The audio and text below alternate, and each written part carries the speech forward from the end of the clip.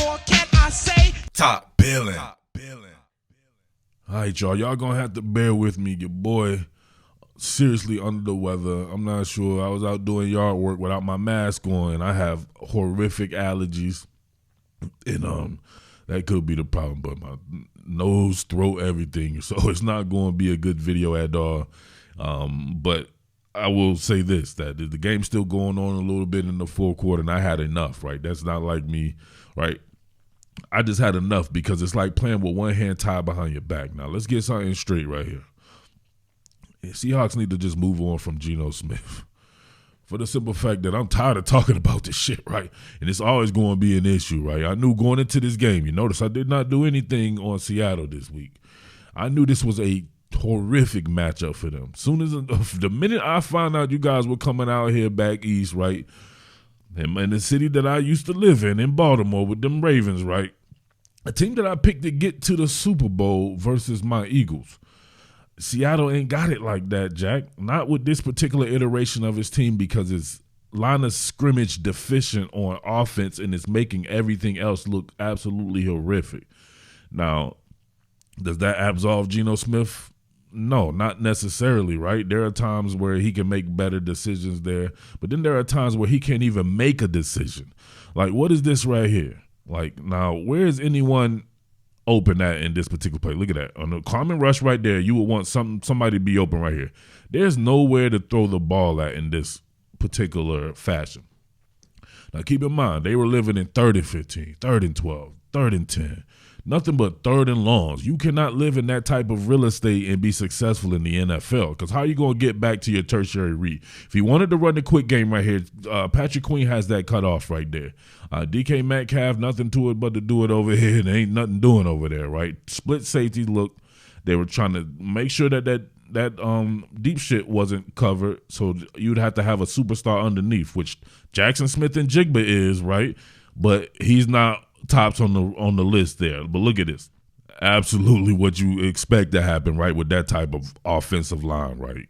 Terrible on the interior. Even Charles Cross looked bad today. False starts, holding calls, all kinds of stuff that would back up a drive. They couldn't run the ball, first and foremost. Seattle's going to always be built on the run. Could not run the ball against the Baltimore Ravens, which is not really saying much because not too many people can do anything on the Baltimore Ravens, period, especially when they're at the bank there at M&T Bank out in Baltimore. So I don't know what to tell you guys out there, man. They should just go ahead and just switch to Drew Lock, just to give people something else to chew on right there because people aren't going to pretend like they don't see that this offensive line is a problem. They tried to goad me into talking about the offensive line versus the Cleveland Browns, but I'm like, do it again, all right? Do it again. You got to play Baltimore. I'm going to come out and pump up some performance by the offensive line. You got to go against the Ravens. Whatever you did against the Browns didn't work against the Ravens, right? Two totally different animals there. They're much stouter on the back end, the Ravens are. They're just stout across the board. Two of the best off-ball linebackers in the game. A very untenable situation right there. Now, something that I noticed that a lot of people aren't talking about is the miscommunications in this particular offense. Looks like there's a ton of side adjusts, and there's a ton of stuff where you rely upon like eye contact, right, or some type of body lean where you're judging the leverage and stuff. Now, on this particular play right here, this interception, you'll see this isn't necessarily the wrong idea. Maybe the throw could have been better, but maybe the personnel choice could have been better. Why not Jake Bobo out here? If you're going to throw this, right, and if you see them running this on this end, right, it's almost looks like cover 6, cover 2 on one side, cover 4 on the other. On this cover 2 side right here, there's a honey hole, right between the cornerback and the safety, right? So that's not a bad decision there, but what is Tyler Lockett going to do about it? He's not going to ever win a 50-50 ball. If there's anyone in the area, he's going to be on some Horton Hears a Who type shit. But Jake Bobo, not necessarily. You throw this ball right here, you know what Bobo's going to do? He's going to go out there and jump up there and attack it. At the very least, he'll knock it down. But Tyler Lockett's like, I don't want no parts of that right there. Now, that's just not his game. That doesn't make him a terrible player. It's just not his game. Like, where's Bobo at in this, right? Or if it's DK Metcalf, you know what I'm saying, you give yourself a better shot. But to me, Jake Bobo would be the guy. He looks like the guy who can get up in those 50-50 exchange situations right there. But hey, man, it is what it is on that front, man. There is nothing redeeming about this game, offense and defense. Don't try to come up here, and I know Geno Smith didn't play well. The offensive line played horrifically. The run game didn't do anything right. The distribution of it, I'm trying to look at the 9 carries for 16 yards for Kenneth Walker, 4 carries for 8 yards for Zach Charbonnet, 15 carries for 28 yards on the day. 13 out of 28 for 0 touchdowns and 1 interception for Geno Smith there. Now that the game is a final here. Jackson Smith-Njigba, 6 catches for 63. He should have 12 catches. You need to feature this kid, man. DK Metcalf is a great talent and all this like that. He was never a better player in college than Jackson Smith-Njigba was. Like, coming out, there's nobody who ever thought that Jackson Smith-Njigba would not be a first-round pick. He went a little later, but he still ended up the first-round pick. There was nobody who thought that DK Metcalf would be a first-round pick, despite the fact that he's a physical freak because he had a lot of rawness to his game. They need to do something to feature Jackson Smith-Njigba. He's going to always be on time.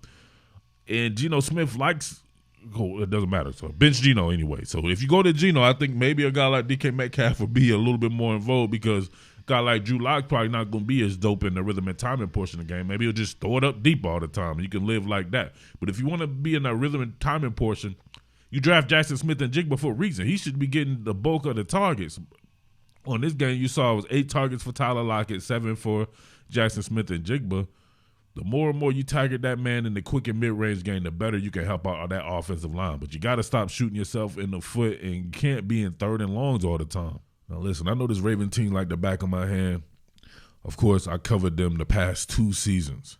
So I know what they bring there, and I know what's a good matchup and a bad matchup for people, right? Being able to climb up on and get the double teams off on the Seattle Seahawks, you know that it's a bad matchup, especially when you can force them to get back into their base defense. Some dumbass didn't know what a base defense is. But your base defense is when somebody goes conventional, what do you counter with, right? So obviously they're going to counter with that 3-4, but still not working here. You can see Ronnie Stanley. Right, bang! Look at that double right there, driving somebody out the point of attack right here. Bobby Wagner, he lost in the sauce there. He's out of the sorts in the play. Look at this gaping hole right here, right? That's one of them Kardashian holes. You get one of them big Kardashian holes right here, and then you get a missed tackle and bang! Your boy Devin Witherspoon motor slept, right? His motor skills won't be the same after this particular missed tackle, trying to tackle Gus the Bus Edwards, one of the most underrated players in the NFL. And look at that right there. Forearm to the side of his dome, splatter whacked him. He was done. Absolutely done. Boye Mafe caught one to the face too, bang. But I'm just saying, that type of physicality, this is the type of team you have to sit there and match up on. Good news for Seattle is only other team like that really is San Francisco.